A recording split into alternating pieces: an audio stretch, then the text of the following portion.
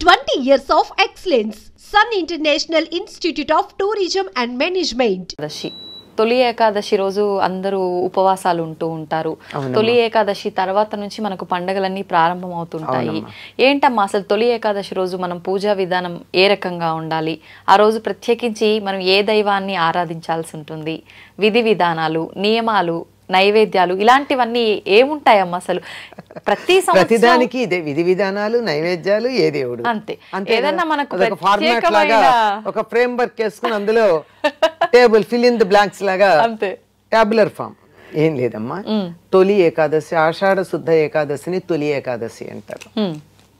తొలి ఏకాదశి అంటే ఇది ఇక నుంచి పండగలు మొదలు అని అర్థంలో చెప్పారని అనుకుంటాం.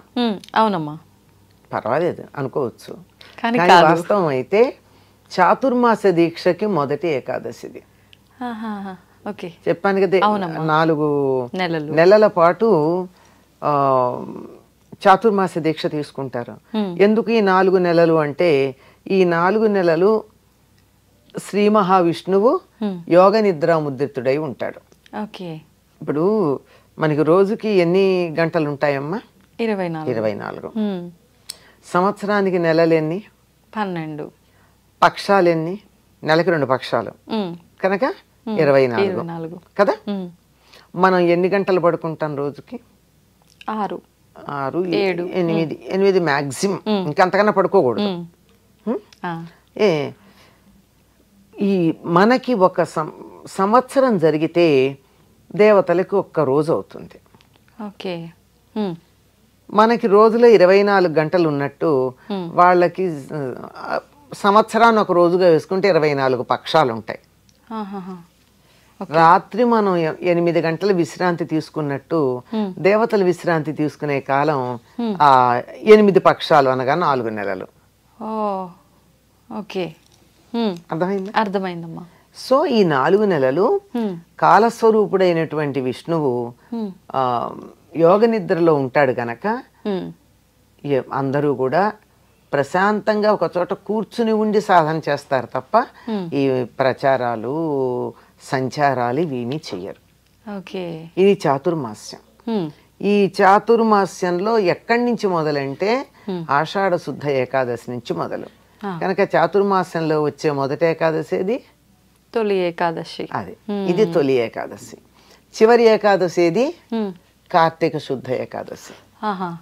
దాన్ని ఉత్థాన ఏకాదశి అంటారు, దీన్ని శయన ఏకాదశి అంటారు. అంటే శ్రీ మహావిష్ణువు శయన నిద్రకి వెళ్ళినటువంటి ఏకాదశి అని చెప్పి శయన ఏకాదశి అంటారు. అంటే ఆ రోజు ప్రత్యేకంగా పూజలు అవన్నీ ఏం చేయొద్దామా? చెయ్యొచ్చు. ఏం చేయొచ్చు, ఎందుకంటే ఈ రోజు నుంచి విష్ణువు నిద్రకు ఉపక్రమిస్తున్నాడు గనక ఆనాడు విష్ణువుని పూజిస్తారు. మీరు గమనించండి, మనకు ఉన్నటువంటి ఊళ్ళో ఉన్నటువంటి అన్ని విష్ణు ఆలయాలు, ప్రత్యేకంగా పాండురంగడాలయాలు తొలి ఏకాదశికి ఇసకేస్తే రాలనంత కిటకిట్లాడుతూ ఉంటాయి. పైగా ఇది పండరీపురంలో ఉన్నటువంటి పాండురంగడికి ప్రత్యేకమైనటువంటిది తొలి ఏకాదశి, ఆషాఢ శుద్ధ ఏకాదశి. పండరీపురంలో పాండురంగడు రుక్మిణి అని చెప్తారు కదా, పాండురంగ విఠలుడు. దానికి చాలా ప్రధానంగా ఉండేటటువంటిది అక్కడ తొలి ఏకాదశి నాడే. కనుక తొలి ఏకాదశి అంటే మొదటి ఏకాదశి అని అర్థం చాతుర్మాస్యంలో. ఈనాడు ఏం చేస్తారంటే విష్ణువుని ఆరాధిస్తారు, ఉపవాసం ఉంటారు. అసలు మామూలుగా అన్ని ఏకాదశులకి ఉపవాసం ఉండడం అనేది ఆరోగ్యానికి కారణం. ప్రతి ఏకాదశికి ఉండాలి కూడా. ఆరోగ్యంగా ఉండి ఎక్కువ కాలం బతకాలనుకునే వాళ్ళు ప్రతి నెల ఏకాదశి నాడు ఉపవాసం గనక ఉన్నట్టయితే ఆరోగ్యం బాగుంటుంది. దీని మీద పరిశోధన చేసి నోబెల్ బహుమానం కూడా తెచ్చుకున్నాడు ఒక ఆయన, బోషినోరి సబుకినో ఉంది ఆయన పేరు, జపాన్ దేశస్థుడు. ఆటోఫాగి అని మనం ఉపవాసం చేసినప్పుడు మన శరీరంలో ఉన్న మలినాలన్నిటినీ, అక్కర్లేని కణాలన్నింటినీ మన శరీరంలో ఉద్భవించేటటువంటి రసాలే స్వీకరిస్తాయిట, తినేస్తాయిట. అందువల్ల క్యాన్సర్ కణాలు ఏవైతే ఉన్నాయో వాటిని ఉపవాసం ఉన్నప్పుడు మన శరీరమే తినేసి పనికిరాని కణాలు లేకుండా చేస్తుంది అంటారు. ఓకే. కనుక పైగా దానికి తర్వాత ఇంకొక పరిశోధన కూడా చేసి ఏకాదశి నాడు ఎందుకు ఉండాలి అన్నదానికి ఈ ఆటోఫాగి జరగడానికి కావలసిన ఉపవాసం చేయడం 15 రోజులకు ఒకసారి చేయాలని వాళ్ళు చెప్తే అంతవరకే ప్రస్తుతానికైన పరిశోధన. ఏకాదశి నాడు చేస్తే ఎంత బాగుంటుందో జ్యోతిషశాస్త్రపరంగా మన వాళ్ళు చెప్తారు. కనుక ఆనాడు ఉపవాసం చేయడం అనేది చాలా ప్రధానమైనటువంటిది. అంటే సమీపంలో, వాసం అంటే ఉండడం. ఉపవాసం అంటే లోపల ఆహారం తీసుకోకుండా లంఘనం చేయడంతో పాటుగా మన ఇష్టదైవానికి సమీపంగా ఉంటే ఆ ఏకాదశి ఉపవాసం చేసినట్టు అవుతుంది. ఓకే అమ్మా, ఉపవాసం అంటే కొంతమంది అసలు మొత్తానికే తినకుండా ఉండి ఆ రోజంతా నెక్స్ట్ డే తింటారు, కొంతమంది ఒక పూట మాత్రమే భోజనం చేస్తారు. అసలు నిజంగా ఏ రకంగా చేయాలమ్మా? అవకాశాన్ని బట్టి అమ్మా, శరీర ధర్మాన్ని బట్టి. ఇది ఆహారం ఎంత తిన్నావు అన్నది సెకండరీ. ఇప్పుడే నేను మీ ప్రశ్న అడగడానికి ముందు చెప్పిన వాక్యం ఏమిటి? ఎంత భక్తి శ్రద్ధ ఉన్నాయి అని. అవునమ్మా. అనారోగ్యంగా ఉండి ఏది తిని మందేసుకోవాలి లేకపోతే పిక్కల మీదకి వస్తుంది అన్నప్పుడు తప్పదు, పూజ మానరుగా. మానరు. ఏదో సమయానికి కాస్త నోట్లో వేసుకుంటారు, అంత మాత్రాన పూజ మానట్ల. అంటే మనలాంటి వాళ్ళం, ఆరోగ్యంగా ఉన్నవాళ్ళం అది దాన్ని చూపించి నేను కూడా చేస్తాను అంటే కాదు. అంతే కదా. అంతే అమ్మా, ఎవరి వీలుని బట్టి వాళ్ళు వెళ్తారు. ఓకే, పాలు పండ్లు అలా తీసుకొని ఉపవాసం కిందే వస్తుందమ్మా పాలు పళ్ళు లాంటివి. అంటే ఉపవాసం అంటే చెప్పా కదా, భగవంతుడి మీద మనసు కేంద్రీకరించడానికి కావలసిన తేలికైన ఆహారం. పళ్ళు పాలు వెంటనే అరుగుతాయి, అందువల్ల పొట్ట మీద బరువు ఉండదు. పొట్ట మీద బరువు ఉండదు గనక అక్కడికి జీవ ప్రజ్ఞంతా పొట్ట మీద చేరుకోవాల్సిన పని ఉండదు. అందువల్ల మనసు ధ్యానం అంటే కాకుండా ధ్యానం అంటే అలర్ట్ గా కూర్చుని భగవంతుడి మీద దృష్టి నిలిపేటట్టుగా ఉంటుంది.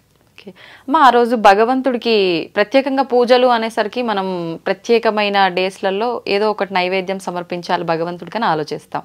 మరి విష్ణుమూర్తికి ప్రీతికరమైన నైవేద్యం ఏంటమ్మా? విష్ణుమూర్తికి సర్వవ్యాపి గనక ఆయనకి అన్ని ఇష్టమే. కానీ తొలి ఏకాదశి నాడు మాత్రం దేవుడికి నైవేద్యం పెట్టేది పేల పిండి సొత్తు అంటారు అందరూ. పేలపిండి అంటే మార్కెట్లో పాప్కార్న్ కొని కాదు, చక్కగా మొక్కజొన్నలు తెచ్చి ఇంట్లో వేయిస్తే కొన్ని చాలా బాగా విచ్చుకుంటాయి. విచ్చుకోకపోయినా అంత బాగా పువ్వులాగా రాకపోయినా పర్వాలేదు, దాన్నంతా బాగా మెత్తగా దంచుతారు. దాంట్లో బెల్లం దంచి కలుపుతారు. ఇది పేలపిండి ప్రసాదం అని చెప్తారు. ఇది ఈనాడు విష్ణువుకి బెల్లం వేసి తొక్కుతారమ్మా దాన్ని. లడ్డుల్లా చేయాలమ్మా? లడ్డులా చేస్తే చేయొచ్చు, పొడిగా కూడా పెట్టచ్చు. అది ప్రసాద్ దేవుడికి నైవేద్యం పెట్టినా తర్వాత మనం తిన్నా బానే ఉంటుంది. అమ్మా, ఆషాఢ మాసం. ఆషాఢ మాసం అనగానే ప్రత్యేకించి అమ్మవారి పూజలు, బోనాలు ఇలాంటివి చూస్తూ ఉంటాం. నిజంగా ఏంటమ్మా ఆషాఢ మాసం ప్రత్యేకత ఏంటి? ఈ మాసంలో మనం ప్రత్యేకంగా ఎటువంటి పూజలు చేసుకోవాలి, ఎటువంటి విధి విధానాలు ఆచరించాల్సి ఉంటుందమ్మా? అమ్మ, ఆషాఢ మాసాన్ని శూన్యమాసం అంటారమ్మా. శూన్యమాసం అంటే ప్రత్యేకంగా ఏది ముహూర్తాలు పెట్టుకుని గృహప్రవేశాలు, పెళ్ళిళ్ళు అట్లాంటి మన ముహూర్తం పెట్టుకుని చేసేవేవి చేయరు. ఎందుకని అంటే ఇది ఆధ్యాత్మిక సాధనకి చాలా సహకరించేటటువంటి సమయం కనుక ఆధ్యాత్మికంగా ఎవరికి వాళ్ళు ఉన్నత స్థితికి వెళ్ళడానికి ఉపయోగపడాల్సినటువంటి సమయం గనక సాధారణంగా ఇలాంటివి ఉండవు. సహజంగా వచ్చేవి ఉన్నాయి అనుకోండి, ముందు పుట్టారు పిల్లలు బారసాలు చేసుకోవాలి, చేసుకోకుండా ఎట్లా ఉంటాం, అట్లాంటివి ఉంటాయి తప్ప వేరే ఉండవు. అటువంటి ఈ సమయంలో ఈ ఆషాఢ మాసం అంతా కూడా ఏకాదశి ఏదైతే ఉందో తొలి ఏకాదశి అని చెప్తాం. అక్కడి నుంచి చాతుర్మాస్యం ప్రారంభమవుతుంది. అంటే 4 నెలలు. ఈ 4 నెలల్లోనూ కూడా యతులు పాటించే నియమాలు వేరు, గృహస్థులు పాటించే నియమాలు వేరు. వీళ్ళ నియమాలు పాటిస్తూ ఉన్నట్టయితే బాగుంటుంది. ఎందుకు ఇన్ని నియమాలు పాటించాలని చెప్పారు అంటే, ఇది ఎండలు తగ్గి ఇప్పుడిప్పుడే వానలు వచ్చేటటువంటి కాలం. రకరకాల చికాకులు ఉంటాయి ముందర. ఈ చికాకులు శరీరం మీద, మనసు మీద కూడా బాగా ప్రభావం చూపిస్తాయి. అటువంటివేమీ లేకుండా ఉండడానికి ఆహార నియమాలు కొన్ని పాటించమన్నారు. అలాగే విహార నియమాలు కూడా పాటించమన్నారు. విహార నియమాలు అంటే తిరగడాల వీను. యతులైతే పీఠాధిపతులు, సన్యాసులు, యతులు వాళ్ళు ఈ 4 నెలలు ఎక్కడికి కదలరు. చాతుర్మాస దీక్ష అంటారు. కదలకుండా ఒకచోటే ఉంటారు. వారికి అసలే మామూలుగా ఆహార నియమాలు ఉంటాయి. ఈ సమయంలో మరింత ఆహార నియమాలు ఉంటాయి, మరింత కఠినంగా. గృహస్థులు కూడా వీలైనంత వరకు గృహస్థులు పాటించే నియమాలు భిన్నం. మనం కూడా సన్యాసుల్లాగా ఉండలేం కదా. వాళ్ళకంటే సంసార బాధ్యత లేదు. అంటే వాళ్ళ పెద్ద సంసారం అనుకో, మన పరిమితమైన సంసార బాధ్యత వాళ్ళకు ఉండదు. అటువంటప్పుడు దాని నుండి వాళ్ళు ఆ బాధ్యత లేని వాళ్ళు ఉండే పద్ధతి వేరు, ఆ బాధ్యతలు ఉంటూ ఇల్లు వాకిలి వ్యవహారం చూసుకునేటటువంటి గృహస్థులు ఉండే పద్ధతి వేరు. కనుక ఆహార నియమాలు కొన్ని పాటించమన్నారు. ఈ 4 నెలల్లోనూ గృహస్థులైతే 4 నెలల్లో 4 పదార్థాలు తినరమ్మా. ఏంటమ్మా అవి? ఒక నెల పెరుగు తినరు, ఒక నెల పాలు తినరు, ఒక నెల కూరలు తినరు, ఒక నెల ఆకుకూరలు తినరు. అట్లా ఉంటాయన్నమాట. అట్లా అంటే ఏదో రకంగా నాలుకను అదుపులో పెట్టుకోవడం, ఒక పదార్థం తినడం అన్న నియమం ఏర్పాటు చేసుకోవడం, దానికి సంబంధించినట్టుగా ఉండడం, ఇలాంటివన్నీ మనకి ఈ నియమాల్లో కనపడుతూ ఉంటాయి. కనుక ఆషాఢమాసం అంటే ప్రత్యేకంగా ముహూర్తాలు పెట్టుకునేటటువంటి శుభకార్యాలు లేకపోయినా ఆధ్యాత్మికంగా చాలా అనుకూలంగా ఉండేటటువంటి కాలం. అమ్మ, ప్రత్యేకించి ఆషాఢ మాసం అనేసరికి మనకు పెద్దవాళ్ళు చెప్తూ ఉంటారు ఆషాఢ మాసంలో గోరెంటాకు పెట్టుకుంటే మంచిది అని చెప్పి. ఏంటమ్మా ఆషాఢ మాసానికి గోరెంటాకి అసలు సంబంధం ఏంటమ్మా? అంటే వానలు పడతాయి కదమ్మా. వానలు పడేటప్పటికి చెట్టు మీద వానలు పడితే గోరింటాకులో ఉన్నటువంటి రంగు ఏదైతే ఉందో అది కారిపోతుందమ్మా. దాని విలువ ఉండదు. అందుకే ఇంట్లో ఇప్పుడు కోన్స్ పెట్టుకునే వాళ్ళకి తెలియదు, కానీ ఇంట్లో చెట్టు ఉండి ఆకు కోసుకునే వాళ్ళకి తెలుసు. వాన పడితే ఇవాళ వాన పడింది, ఇవాళ కొయ్యకండి, 1-2 రోజులు ఆకు పోసుకోమని చెప్తారు. అవునమ్మా. అవునా కదా? అవును. ఎందుకంటే అందులో ఉండేటటువంటి రంగు కలిగించే పదార్థం ఏదైతే ఉందో అది పడిపోతుంది. కనుక ఆషాఢ మాసం ప్రారంభంలో పెట్టుకుంటారు. అంటే వానలు ఇంకా పడకుండా ఉంటాయి. అప్పుడు చక్కగా రంగు ఎర్రగా పండుతుంది. ఆషాఢ మాసం అయిపోతూ ఉండగా పెట్టుకుంటారు. అప్పుడు లేత రంగులో పండుతుంది. వానలు పడి అందులో ఉన్నదంతా పోతుంది. ఇది పైకి కనపడే విషయం అయితే ఊరికే చమత్కారంగా చెప్పుకునేది. అసలు విషయం ఏమిటంటే వేసవికాలం వెళ్ళిపోయింది. ఇంకా గ్రీష్మ ఋతువే అని చెప్పుకుంటాం కదా ఆషాఢ మాసంలో. వేసవి వెళ్ళిపోయింది, కానీ వేసవిలోనే వర్షాలు పడడం మొదలవుతూ ఉంటాయి. ఈ సమయంలో లోపల ఉన్నటువంటి వేడి అంతా బయటకు వస్తుంది. మీరు గమనించండి, మామూలుగా ఎండ ఉంది, ఎండలు బాగా పడుతూ ఎండ బాగా ఉంటుంది. హఠాత్తుగా వాన పడింది. వాన పడితే లోపల ఎంత ఉక్క పెడుతుందమ్మా? చాలా ఎక్కువగా అమ్మా. అంటే ఎక్కడి నుంచి వచ్చింది ఈ వేడి? భూమిలోంచి. వాన చినుకు పడేటప్పటికి భూమిలో నుంచి లోపల ఉన్నటువంటి వేడంతా బ్యాలెన్స్ కోసం బయటకు వచ్చింది. అట్లాగే మన శరీరంలో కూడా వేసవి కాలంలో ఉన్నటువంటి వేడంతా బయటకు వచ్చే కాలం ఇది. అలా వచ్చేటటువంటి ఈ వేడిని చల్లబరచడానికి గోరింటాకు పెట్టుకోమంటారు. మీరు గోరింటాకు పెట్టుకుని చూడండి, అరికాళ్లలోనుగా పెట్టుకోగానే ఇంకా చేతుల్లో అంత బాగా తెలియదు, కానీ అరికాళ్లలో పెట్టుకోగానే జివ్వుమంటుంది, చల్లదనం వచ్చేస్తుంది, చలేస్తుంది అంటారు. గోరింటాకు పెట్టుకోగానే చలేస్తుంది అంటారు. ఏమిటి కారణం? లోపల ఉన్నటువంటి వేడి అంతా బయటకు వచ్చేస్తూ ఉంటుంది. వేడి చేసింది అంటారే, ఆ వేడి చేయడం అంతా బయటకు వచ్చేస్తుంది. అందువల్ల రాబోయేటటువంటి వర్షాకాలం, ఆ తర్వాత రాబోయేటటువంటి శీతాకాలం, దాంట్లో ఉండే చల్లదనాన్ని ఈ శరీరం తట్టుకోవడం కోసం దానికి గోరింటాకు పెట్టుకోమన్నారు. కానీ చిత్రం ఏమిటంటే ఆడవాళ్ళు మాత్రమే పెట్టుకుంటున్నారు. మనం మగవాళ్ళకి వేడి ఉండదా? మగవాళ్ళు కూడా పెట్టుకోవాలమ్మా. అయితే పెట్టుకునేవాళ్ళు పూర్వం తప్పనిసరిగా పెట్టుకునేవాళ్ళు. ఇప్పుడు మానేస్తున్నారు. ఎన్ని మానేశారమ్మా? దిద్దులు పెట్టుకోవడం మానేశారు. అవునమ్మా కదా. చెవులకి ఎవరు పెట్టుకుంటున్నారమ్మా? ఎవరికి చెవులకి చిలులు ఎవరు ఉన్నాయి? కుండలాలు ఎవరు పెట్టుకుంటున్నారు? బొట్టు పెట్టుకునే మగవాళ్ళు ఎంతమంది ఉన్నారు? అన్ని మానేసిన దాంతో పాటు ఇది కూడా మానేశారు. అంతేగాని చక్కగా చేతి బాగా అరికాళ్ళల్లో అరిచేతుల్లో గోరింటాకు పెట్టుకున్నట్టయితే లోపల ఉన్నటువంటి వేడినంతా తీసేస్తుంది. రెండోది, ఇంకా వానలు పడతాయి కదా, నడుస్తూ ఉంటే పూర్తిగా నీళ్లల్లో కాళ్ళు ఉంటాయి, కాళ్ళ వేళ్ల మధ్య పాచిపోతూ ఉంటుంది. అవునమ్మా. ఇది తడిలో మనకి సిమెంట్ నేల, ఆ నేల ఉంటేనే అట్లా ఉంటుంది. అది కాకుండా బురద నేల అనుకోండి, బురద నేల అయితే ఏమవుతుంది, బురద ఉంటుంది, దాంతో పాటుగా కడుక్కున్న, ఇప్పుడు బొటనవేలు ఉంది, కాలి బొటనవేలు, ఈ చిగుళ్ళల్లో సన్నగా కొద్దిగా మెత్తని మన్ను చేరుకుపోతూ ఉంటుంది. కడిగినంత కడుగుతాం, ఏదో ఎంత జాగ్రత్తగా కడిగినా ఇలా పెడిక్యూర్ చేసిన లెవెల్లో చేయం కదా, అలా ఎక్కడో కాస్త ఉంటుంది, అదంతా చేరుకుని ఇన్ఫెక్షన్ వస్తుంది, ఒండ్రు పోయడం అంటారు. చేతులకి గోరు చుట్లు మొదలైనవి, కాలికి కూడా ఒండ్రు పోయడం, గోరు చుట్లు రావడం వస్తాయి. ఇలాంటివి వచ్చేవన్నీ ఏమీ లేదు, ఇన్ఫెక్షన్ అంతే. ఇలాంటివి రాకుండా ఉండడానికి కూడా గోరింటాకు సహకరిస్తుంది. 24 గంటలు నీళ్లలో కాళ్ళు ఉండేటటువంటి వాళ్ళు గోరింటాకు పెట్టుకుంటే కాలి వేళ్ల మధ్య పాచిపోవడం ఉంటుంది కదా, అలా పాచిపోకుండా ఉంటుంది. ఇలా ఒండ్రు లాంటిది ఏదన్నా ఉన్నదంతా లాగేస్తుంది. ఆ కాలి గోళ్లకు ఉండేటటువంటి ఏది ఇబ్బంది కలగబోయేదాన్నంతా తొలగిస్తుంది. అట్లాగే బాగా వంట చేసేటప్పుడు కూడా ఎక్కువసేపు నీళ్లతో పనిచేస్తారు. ఈ రోజుల్లో మనకి టీవీల్లో చూపించినట్టుగా గ్లౌజ్ వేసుకోరు కదా, ఇళ్లలో కూడా ఎవరు వేసుకోము. ఇప్పట్లాగా కొద్ది కొద్ది వంటలు కాదు, పెద్ద పెద్ద వంటలు తాగా తేలిగ్గా చేసేవి కూడా కాదు. రుబ్బడం అంటే ఇలా చేత్తో రుబ్బుతూనే ఉంటారు. మరి అంతసేపు చెయ్యి నీళ్లలో నానుతూనే ఉందా, తడిగా ఉందా?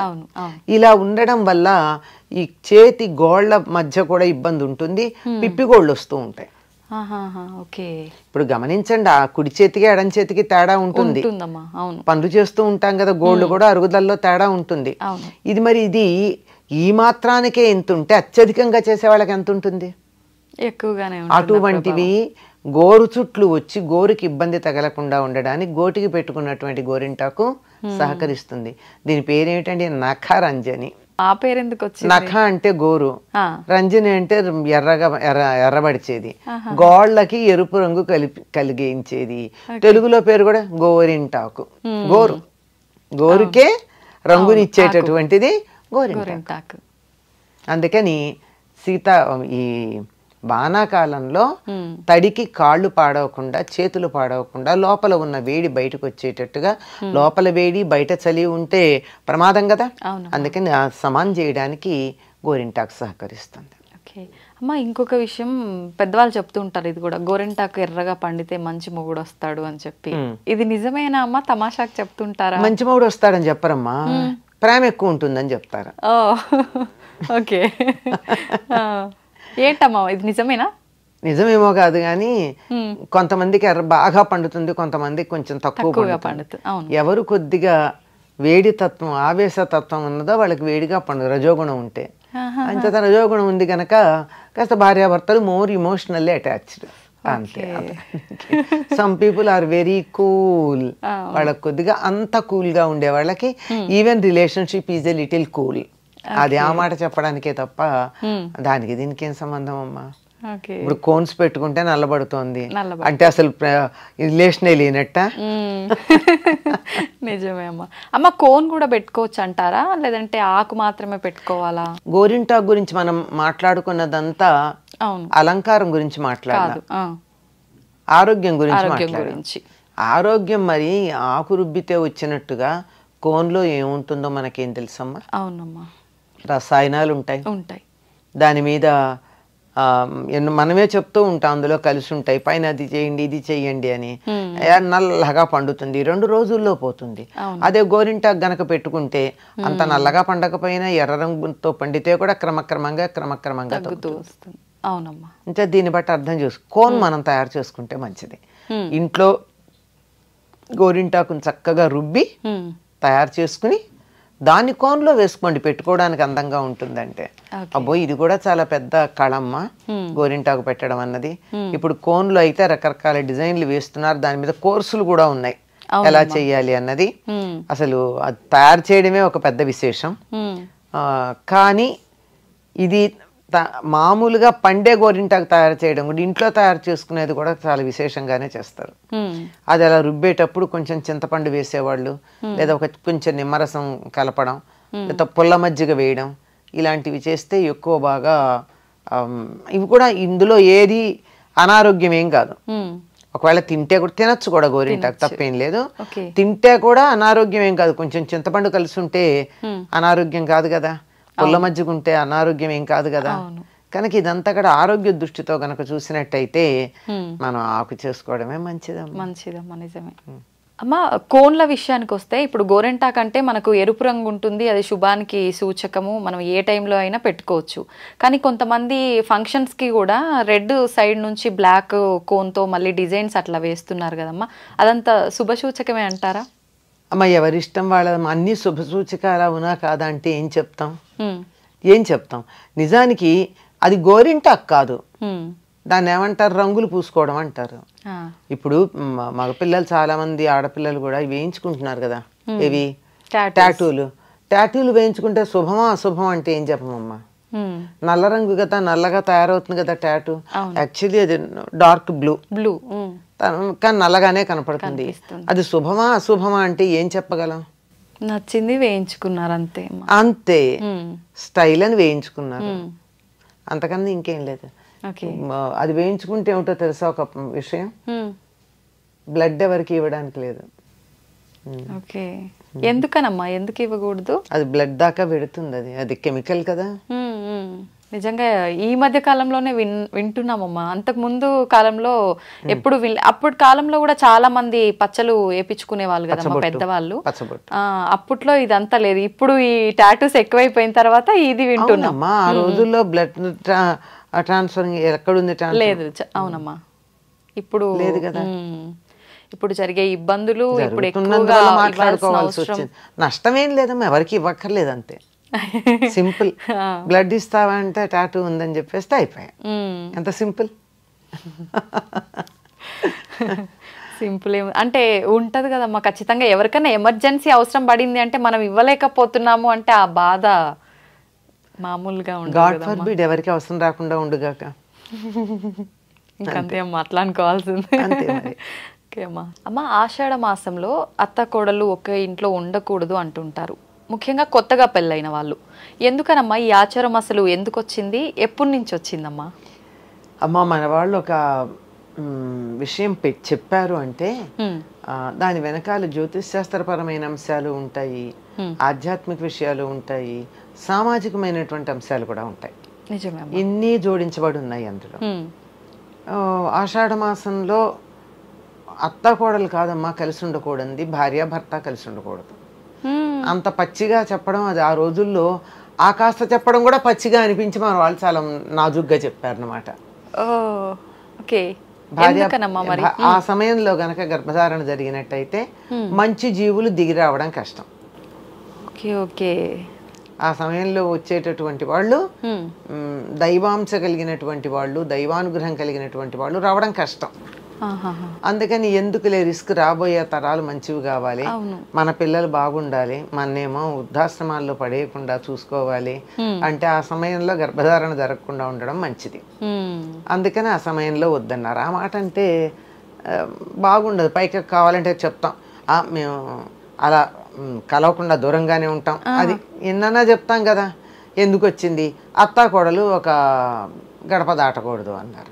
ఆ రోజుల్లో ఉమ్మడి కుటుంబాలే ఉండేవి గనక అత్తగారు కోడలు గడప దాటకూడదు అంటే మన వాళ్ళు చమత్కారంగా చెప్తారు, అత్తగారు ఇటు తిరుగుతుంది, నేను అటు తిరుగుతాను, మొహం చూసుకోకుండా తిప్పడం, గడప దాటకూడదు కదా. అంచేత పెరటి వాకిలి నుంచి ఇలాంటి మనకేముంది, ఏదన్నా ఒక నియమం ఉందంటే దాన్ని ఎలా మెలికలు తిప్పి తిప్పి తిప్పి మనకు అనుకూలంగా మార్చుకోవాలో తెలిసినట్టుగా ప్రపంచంలో ఎవరికీ తెలియదు. అంత చక్కగా చేయగలం మనం. విషయం అది కాదు అసలు. ఇప్పుడు దాని అవసరం కూడా పెద్దగా కనపడుతోందని అనుకోను నేను. ఎందుకంటే ఏ కోడలు అత్తగారి దగ్గర ఉంటుంది అనుకోవడానికి అవకాశం లేదు. ఎవరికి వాళ్ళు విడిగానే ఉంటున్నారు. అసలు ఊళ్ళో ఒక ఊళ్ళోనే ఉండట్లేదు కదమ్మా. నిజమే అమ్మా. ఉద్యోగరీత్యా అవును. అసలు భార్యాభర్తే విడిగా ఉంటున్నారు. అత్తగారు కోడల దగ్గర ఉండే పని లేదు, కోడలు అత్తగారి దగ్గర ఉండే పని లేదు. ఒకవేళ ఉన్నా ఈ 4 రోజులు వాళ్ళు సరదాగా ఎక్కడికైనా వెళ్ళి వచ్చేస్తున్నారు. అంత తేలిగ్గా అయిపోతుంది. కానీ విషయం ఏంటంటే భార్యాభర్త కలవకూడదు అని. దీనికి కారణం కూడా ఒకటి ఉంది. ఇది ఒకటి మంచి జీవులు పుట్టడానికి ఇబ్బంది అనే మాటే కాకుండా ఈ సమయంలో ఆషాఢ మాసం వచ్చింది అంటే తొలకరి జల్లులు పడుతూ ఉంటాయి. వేసవికాలమే, ఇది గ్రీష్మ ఋతువే. తొలకరి జల్లులు పడుతూ ఉంటాయి. తొలకరి జల్లులు పడుతున్నాయంటే పొలం పనులు చేసుకోవాలి. కొత్తగా పెళ్ళయింది, దృష్టి ఎక్కడుంటుంది? ఎప్పుడూను భార్య మీదే ఉంటుంది పొలానికి వెళ్ళినటువంటి వాడికి. కనుక దృష్టి ఎక్కడ పెట్టి ఇక్కడ సరిగ్గా పని చేస్తాడో చేయడో, లేదా చేసినా గబగబా ఇంటికి వెళ్ళిపోవాలనుకుంటాడో, పొద్దున్నే అన్న సమయానికి రాగలుగుతాడో లేదో, భార్య ఊర్లో లేదనుకోండి, టోటల్ పొలం దగ్గరే పనిపైనే ఉంటుంది అని సోషల్ సైంటిస్టులు దీనికి ఒక వ్యాఖ్యానం చెప్పారు. ఇది కాకుండా ఇంకో మనస్తత్వ శాస్త్రవేత్తలు చెప్పింది మరొకటి ఉంది. ఏమిటంటే సరిగ్గా ఎండలు తగ్గి వానలు పడుతూ ఉండి ఒళ్ళంతా చితలాడుతూ చెమటలు పడుతూ చికాగ్గా, అసలు ఎంత చికాగ్గా ఉంటుందంటే ఇంట్లోంచి ఎక్కడికైనా బయటికి వెళ్ళాలనిపిస్తూ ఉంటుంది. ఏ చెట్ల కింద కూర్చుంటే బాగుండు అనిపిస్తుంది. పోనీ బయటికి వెడదామంటే సన్నగా తుంపర్లు పడుతూ ఉంటాయి. లోపల ఉంటేనేమో ఉడికిపోతూ ఉంటుంది. ఏసీలు ఉన్న వాళ్ళ పరిస్థితి వేరనుకోండి, అది కూడా పనిచేస్తాయో తెలియదు. కానీ మామూలుగా అయితే ఇబ్బందే కదా. అటువంటి సమయంలో ఎవరన్నా ఒకళ్ళతో ఒకళ్ళు ఊరుకా అన్నారు అనుకోండి, అయిపోయిందా? సరే, కొత్తగా పెళ్ళి అత్తగారింటికి వచ్చినట్టు అమ్మాయి అత్తగారు ఒకళ్ళనొకళ్ళు ఈ విధంగా కసురుకోకుండా విసురుకోకుండా ఉండడానికి కూడా తగినటువంటిది. సరే, ఇవన్నీ ఒక ఎత్తు అయితే పూర్వకాలం ఆడపిల్లను అత్తగారింటికి పంపడం అనేది, పుట్టింటికి పంపడం అనేది చాలా అపురూపంగా ఉండేది. మనకు పాట కూడా ఉంది కదా, కలవారి కోడలు కలికి కామాక్షి కడుగుతున్నది పప్పు గడవలో పోసి, అంతలో వచ్చను ఆమె పెద్దన్న ఇంటికి తీసుకెడతానంటే వాళ్ళనడుగు వీళ్ళనడుగు అంతటికీ ఉంటుంది. అలాంటి పరిస్థితుల్లో ఈ సమయంలో తప్పనిసరిగా పుట్టింటికి పంపాలని ఒక మాట చెప్పారనుకోండి, శాస్త్రం అంటే పంపించేస్తారు. అంతే, శాస్త్రంతో ముడిపెడితే ఖచ్చితంగా అనుకున్న పనులు జరిగిపోతాయి. అందుకని ఒక అలవాటు, ఓ పద్ధతి, ఓ సంప్రదాయం, ఒక ఆచారం అని పేరు పెట్టి ఏది బాగుంటుందంటే ఇన్ని రకాలు ఉపయోగపడే సమయం ఈ సమయంలో పుట్టింట్లో గడపండి అమ్మాయి అన్నారు. అమ్మాయి చికాకు పడ్డా, కోపంగా ఉన్నా, ఏదున్నా తల్లి గనక పుట్టింట్లో గనక కాపరం చెడిపోకుండా సాగిపోతూ ఉంటుంది. లేకపోతే అభిప్రాయ భేదాలు కలిగే అవకాశం. అవునమ్మా, నిజం. ఇది మనస్తత్వ శాస్త్రవేత్తలు చెప్తున్నటువంటి మాట. కానీ మొత్తానికి ఏమిటంటే ప్రధానంగా అత్తగారు కోడలు ఒక గడప దాటకూడదు, అత్తగారు అల్లుడు ఒక గడప దాటకూడదు. ఎందుకంటే అల్లుడు దాటకూడదు అంటే అమ్మాయిని పుట్టింటికి పంపితే ఈ అమ్మాయి అత్తగారు దగ్గర నేను అత్తగారు ఒక చోట ఉండకూడదని అమ్మాయి పుట్టింటికి వెళితే అతను కూడా మా భార్యతో వెళ్ళిపోయాడు అనుకోండి, భార్య పుట్టింటికి. అందుకని అత్తగారు అల్లుడు కూడా ఒక గడప దాటకూడదు అని ఇలా చెప్పి మంచి సంతానం కలగడానికి ఇది మార్గం అన్న దృష్టితో చెప్పడం జరిగింది. ఓకే, మొత్తానికి విషయం ఇదైతే ఇలా మార్చేశారు. మనకి చాలానమ్మా ఈ మాట చెప్తే ఏం మేము జాగ్రత్తగా ఉంటాం, మాకు ఇప్పుడు పిల్లలు పుట్టే కాలం కాదు అని చెప్పి కలిసే ఉంటారు. అవునమ్మా, అంటే వెంటనే మేము ప్లాన్ చేయట్లేదు. ఇప్పుడు ఈ మధ్య కాలంలో అయితే చాలా మంది పూర్వకాలం లేదు కదమ్మా, ఈ ప్లానింగ్ అది ఉండేది కాదు కదా. అంచేత అలాంటప్పుడు ఒకే దగ్గర ఉండొచ్చు కదమ్మా, పర్లేదు కదా, పెద్ద సమస్య లేదమ్మా. విషయం చెప్పాను కదా, వీటిని అధిగమించగలము అనుకున్నట్టయితే ఉంటే నష్టమే, ఇబ్బంది లేదు.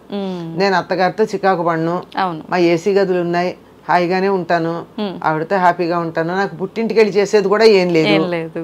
ఇప్పుడు అన్ని ఎక్కువ ఉంటే మొత్తం వెళ్ళలేనంత దూరం, లేదు అంటే ఒకే దగ్గర లోకల్లోనే ఉండేటట్టుగా ఎప్పుడంటే అప్పుడు వెళ్ళి వచ్చేటట్టుగా ఉంది కాబట్టి ఇబ్బంది ఏం లేదమ్మా కదా. అదే అంచేత సమస్య ఏం లేదమ్మా, వెళ్ళాలి అన్న నియమం ఏం లేదు. పెడితే మంచి బానే ఉంటుంది. అత్తగారింటి పుట్టింటికి పంపని రోజుల్లో ఇంత తాపత్రయపడాల్సి వచ్చింది. ఇప్పుడు అమ్మాయి ఇప్పుడు కావాలంటే ఇప్పుడు వెళ్ళిపోతుంది, అత్తగారికి చెప్పను కూడా చెప్పకుండా. అట్లాంటప్పుడు ఏమిటి పెద్ద నియమం? అమ్మ అప్పట్లో ఇలా ఆషాఢ మాసం అంతా పుట్టింటికి పంపించిన తర్వాత మళ్ళీ అత్తగారు వాళ్ళు శ్రావణ పట్టి అని చెప్పి పెట్టి అట్లా తీసుకురావడం ఇలాంటి ఆచారం కూడా ఉండేది కదమ్మా? ఉండేదమ్మా. ఇప్పుడు ఇచ్చిపుచ్చుకోవడానికి ఏదో ఒక సందర్భం పెట్టారు. ఇప్పుడు లేకపోతే ఉండి కూడా ఇవ్వని వాళ్ళు చాలా మంది ఉంటారు. అవునమ్మా. ఎందుకు ఇవ్వాలి, కోడలికి ఎందుకు పెట్టాలి, అల్లుడికి ఎందుకు పెట్టాలని. ఆషాఢ పట్టి అల్లుడికి పెడతారు, శ్రావణ పట్టి అమ్మాయికి పెడతారు. ఆషాఢ పట్టి అమ్మాయి తరఫు వాళ్ళు అల్లుడికి ఇస్తారు. 4 రోజులు మా అమ్మాయిని మా ఇంట్లో ఉండనిచ్చానైనా బంగారు కొండ అని చెప్పి అల్లుడికి ఆషాఢ పట్టి ఇస్తారు. కోడలేమో ఇన్నాళ్ళు ఇక్కడ ఉండి మళ్ళీ అత్తగారింటికి వెళ్తే నా తల్లి మా ఇంటి మహాలక్ష్మి వచ్చావుగా అని చెప్పి అత్తగారేమో కోడలికి శ్రావణ పట్టి ఇస్తుంది. ఆహ్వానం పలుకుతారు ఆ రకంగా మళ్ళీ. ఆషాఢ మాసం వచ్చింది అనగానే మన తెలంగాణ ప్రాంతంలో